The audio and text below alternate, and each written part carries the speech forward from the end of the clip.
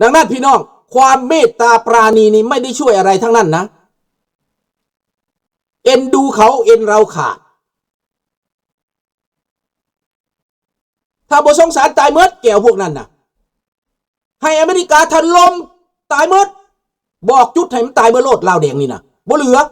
แต่สุวรรณภูมิมาสุพรรณวงศ์เจรจากันมาตลอดเว้ากันมาตลอด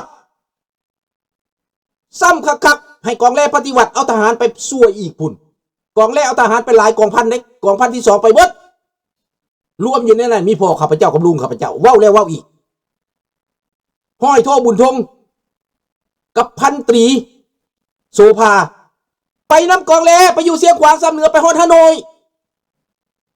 เห็นว่าบ่เป็นเรื่องกราฟขึ้นมาพันตรีโสภาก็มาเป็นนายภาษาแปลให้สถานทูตอเมริกาจนเฒ่าจนตายเท่าในวันนี้แหละภาษาอังกฤษเก่งว่าปัดน้ำล้ำเป็นภาษาอังกฤษได้ลุงข้าพเจ้าให้คือว่าล้ำเป็นภาษาอังกฤษได้ละคนเฮาน่ะจะเก่งสำใดแหละเป็นมหาซื่อๆได้เฮียนในวัดได้บวชในวัดได้เตะล้ำเป็นภาษาอังกฤษได้โมเมนธรรมดาพ่อของข้าพเจ้าไปเฮียนอเมริกาขนาดสังกะรีวัดได้นะจบจากเฮียนจบจากอเมริกามาได้ฟังดังนั้นพี่น้องใจเมตตานี่ก็ไม่ได้ช่วยอะไรมันไม่ได้ช่วยอะไรเราเมตตางูพิษจำไว้เด้อลูกหลานเด้ออย่าเมตตางูผิดอย่าใจดีกับโจรอย่าใจดีกับคนเลวคือพวกบักโจรรุ่นกูมือนี่เขาใจดีนะมันบ่ไรผมมันเป็นโจรมา50 ปีแหละมันเป็นโจรมา50 ปีในอำนาจมันเป็นโจรเบิดแต่มันแอบอ้างว่ามันเป็นลัทธิคอมมิวนิสต์สิฟักไฟไปสังคมนิยมพวกใจมารเห็นบ่ล่ะเขาเสือไม่ได้บ่นี่ข้าพเจ้าเข้าประเด็นไวๆบัดนี้นะ1975นี้ในเมื่อวัดตกลงสร้างสันติภาพพระเจ้าแผ่นดินเจ้าชีวิตเห็นดีนำว่าให้สร้างความถูกต้องปรองดองเพราะพระองค์พยายามมา3 ครั้งแล้วครั้งที่3นี่สุดท้ายแล้ว1975นี่นะดีใจแล้ว2ไอ้น้องนี่กอดปากกันหอมปากกันจอดทุกเขตทุกแห่งให้ปกป้องสันติภาพอย่างเต็มกำลังสุพรรณวงศ์เว้าได้ให้ปกป้องสันติภาพเต็มกำลังแล้วมันได้บ่ล่ะแก้วมันเห็นดีน้ำเจ้าบอกมันฝังอยู่ทางหลังมันเห็นดีน้ำเจ้าบ่มันเห็นได้สุพรรณวงศ์ตายห่าไปมันเห็นได้สุวรรณภูมิตายมาไปช็อกมันจับเจ้าชีวิตไปนี่ไดมันจับเจ้าชีวิตไปสุวรรณภูมิช็อกเลยนะสุวรรณภูมิค้ำประกันสุพรรณวงศ์ค้ำประกันเจ้าชีวิตปากบ่ได้แก้วเห็ดมันปองไล่มาตลอดเจ้าชีวิตบ่ยอมหนีนายพลวังป่าเอายศไปรับบ่ยอมหนีเพิ่นบ่ยอมหนีเลยเพิ่นว่าเพิ่นสิตายนำประชาชนนายพลวังป่าแล้วคนทหารแล้วหนีแล้วเฮลิคอปเตอร์พวก CIA คนหนีลูกน้องเรามีเท่าใดแล้วคนไปเบิดเท่าที่เราคนไปได้มันก็เหลือเกินมันหลายโพดเป็นหลายแสนคนไปบ่หมดเหลือจำนวนหนึ่งติดข้างอยู่ในดงน้ำป่าจังต่อสู้อยู่นั่นพี่น้องมงเด้อนี่เด้อฟังคักๆแล้วเป็นหยังได้สันติภาพเลยจังพากันตายข้าพเจ้าดิต้องตาย3 คนลูกตายจ่ายราคาแพงที่สุดและพอข้าพเจ้าก็ตายอีกผู้มักสันติภาพนี่นะเรียนจบจากอเมริกามาถ้าอยากไปอยู่อเมริกาก็ไปได้พอมีบัญชีเข้าอเมริกาได้เรียนจบในร้อยมานะเรียนอยู่นี่กนอกฟอร์ดกนอกวินนี่นะอยู่เทนเนสซีนี่นะไปอเมริกาก็ได้สิไปย่ำได้ก็ได้แต่ไปยังบ่ไปพอของข้าพเจ้ามักสันติภาพมักประเทศลาวเพราะว่าเพิ่นสิมีความสุข100%มีเกียรติศักดิ์ศรีมีสั้นมียศมีหน้าที่เรียนจบมาแล้วก็คือข้าพเจ้าเว้านี่ถ้าเรามาอยู่ต่างประเทศนี่พ่อข้าพเจ้าคนบ้านนอกเนาะจะบ่มีความสุขคือข้าพเจ้าเว้านั่นแหละข้าพเจ้าสบายแต่เป็นอย่างมีแต่ความสุขแต่70%ลุงก็ต่อ พวกเจ้าก็คือวาดภาพเบิ่งดูวาดภาพเบิ่งชีวิตของข่อยดู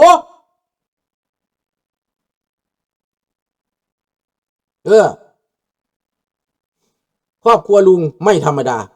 มีฐานะไม่ใช่ฐานะร่ำรวยดอกแต่ฐานะในการศึกษามีแน่นอนฐานะในความคิดในอุดมการณ์มีแน่นอนอันนี้ไม่ใช่ความร่ำรวยนะมีการศึกษาแน่นอนเห็นบ่ล่ะดังนั้นพี่น้องเหตุผลที่คนลาวเฮาหนีเป็นอพยพมันเป็นหยังสันติภาพมาแล้วสุพรรณมาก็ดีใจนายกก็ดีใจว่าซั่นไปดีใจได้สันติภาพ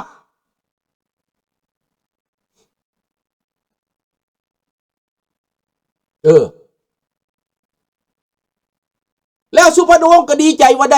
ด้เข้ามาหนังเมืองแต่ดีใจแค่ชั่วคราวนะชั่วสร้างผับหูสวงูแลบลิ้นสองไอ้น้องนี่มีความสุขแค่2 ปีมั้งไม่ถึงก็พากันเสาตายหมดลูกก็ต้องหนีอพยพหนีร่อนหนีตะล่อนหนีไปอยู่ต่างประเทศเหลือแต่บักลูกไส้ล่ามาเป็นทูตอยู่เดี๋ยวนี้นะเขาไส้ให้มาเป็นทูตบักผู้ใหญ่ผู้หนึ่งก็ไปอยู่นิวซีแลนด์พุ่นอีแก้วหังก็ตายไปแล้วเขาฆ่าตายไปแล้วเขาใส่ยาเบื่อน่ะเห็นบ่ล่ะอันนี้คือสุพรรณวงศ์ไหนส่วนผู้มานี่หนีไปเบิดตายเบิดลูกกันนะไปอยู่ต่างประเทศเบิดละมังคละก็ไปแล้วเจ้าปัญญาก็ไปแล้วเบิดแล้วเสื้อสายไล่หลองของสุพรรณมาที่เหลือแต่ลานแต่ลินแล้วบาดนี้เห็นบ่ผู้เจ้าพ่อสันติภาพนี่นะแต่เป็นอย่างพี่น้องคนลาวจังหนีสาเหตุ1975ลุงสุนทราเป็นบ่าวอายุ20 กว่าปีแล้วมีเมียและมีแฟนบ่ทันมีเมียดอกมีแฟนบ้านเฮาอยู่ต่างประเทศเขาเฮาว่าแฟน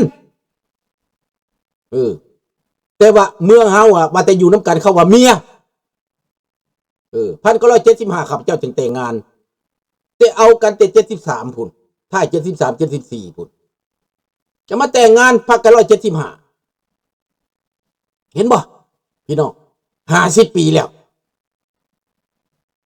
นี่พี่น้องแต่ไล่มาจังเป็นแฟนเป็น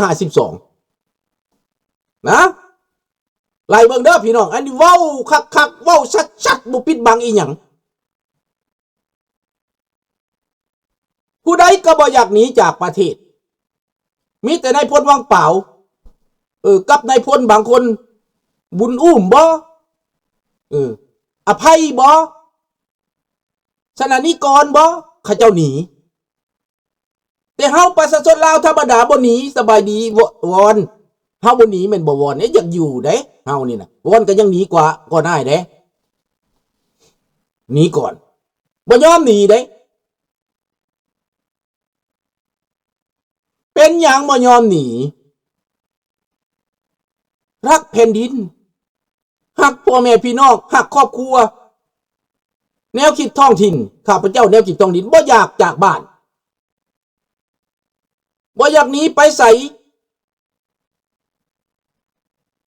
และเป็นหยังจังหนีถามมึงเป็นหยังจังหนีถามเบิ่งเข้ามาปึ๊บข้าพเจ้านี้เสนอให้สังกัดในพนักงานของทันแถวปฏิวัติประเ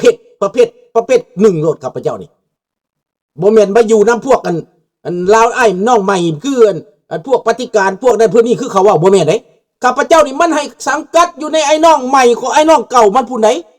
พนักงานปฏิวัติพื้นฐานบ่ได้ข้าพเจ้านี่มันให้สังกัดน่ะฟังดีๆเด้อพวกเจ้านั่นน่ะพนักงานสังกัดปฏิวัติพื้นฐานแหละนี่น่ะ1975จะเอาหรือไม่เอาจะเลือกหรือบ่เลือกจะเป็นหรือบ่เป็นยื่นเงื่อนไขสุดท้ายข้าพเจ้าโลดผมนี่ก็ไปตัดเพิ่นว่าผมยาวนี่ก็ได้ทรงกระบานี่ก็ทิ่มเสื้อไอ้จันนี่ก็ทิ่มโอ้นอนขึ้น3 มื้อ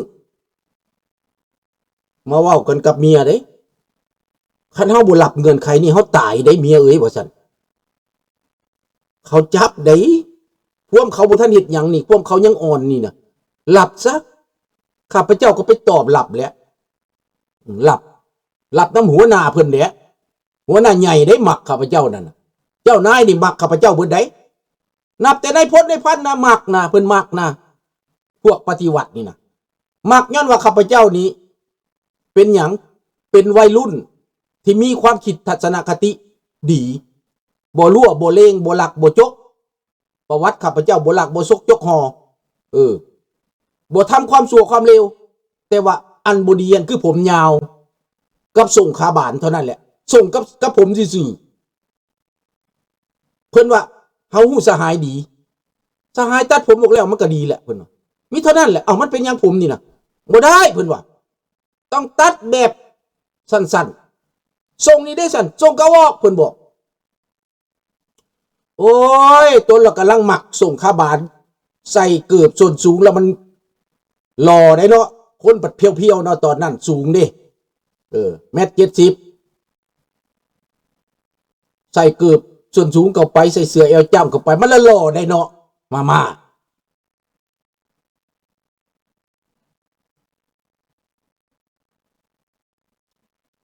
ดังนั้นพี่น้องในเมื่อเป็นเส้นนั่นแล้วเพิ่นเว้าจังใดเพิ่นยั่วข้าพเจ้า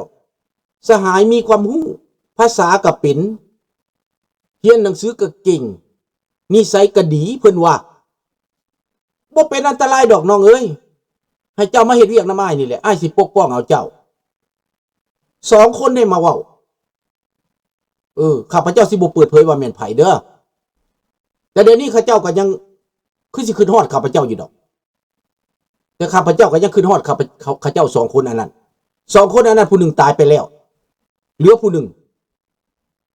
เป็นคนผู้ไทยทั้ง 2ย้อนว่าเพิ่นว่าข้าพเจ้าเป็นคนผู้ไทยนั่นแหละเพิ่นจังมักน้องเอ้ยมาเฮ็ดเวียกนำอ้ายเด้อว่าซั่นอ้ายต้องการเจ้าใดเพิ่นว่าเราก็หักแท้หักข้าพเจ้าเนี่ยไปใส่กับอยากเอาไปนำพุ่นละหยอกตัดสินใจอยู่แต่เฮามาเบิ่งข้างนอกในบัดนี้พี่น้องเบิ่งข้างนอกนี่เป็นหยังมันเข่งห้อนเข้าไป1เอาไปอบรมเอาไปกดขี่ข่มเหงก็ไปด่าทุกมื้อไปเฮียนการเมืองทุกมื้อตามบ้านนอกของหน้ากดขี่ข่มเหงแล้วได้บัดนี้หมูหมาเป็ดไก่ก็เป็นของรัฐของหลวงเบิดให้หน้าตากาเป็นของรัฐของหลวงเบิดเป็นนารวมผู้แซ่ผู้สาวก็เป็นรัฐเป็นหลวงเบิดผู้บ่าวผู้แพ้วก็เป็นคนรัฐเบิดไดเงินก็หมายความว่าเปลี่ยนมาเป็นเงินจากมีเงินเป็นหมื่นเป็นแสนเป็นล้านตกมาบ่มีเงินจักกีบมีเงิน1,000 กีบเบิดครอบครัวมีเงิน1,000 กีบบางคนเบิดครอบครัวเหลือแต่100 กีบข้าพเจ้ากับครอบครัวนี่มีเงิน500 กีบหลังจาก500 กีบแล้วมาเหลือ100 กีบเหลือจาก100 กีบบ่เหลือจักกีบบาทนี่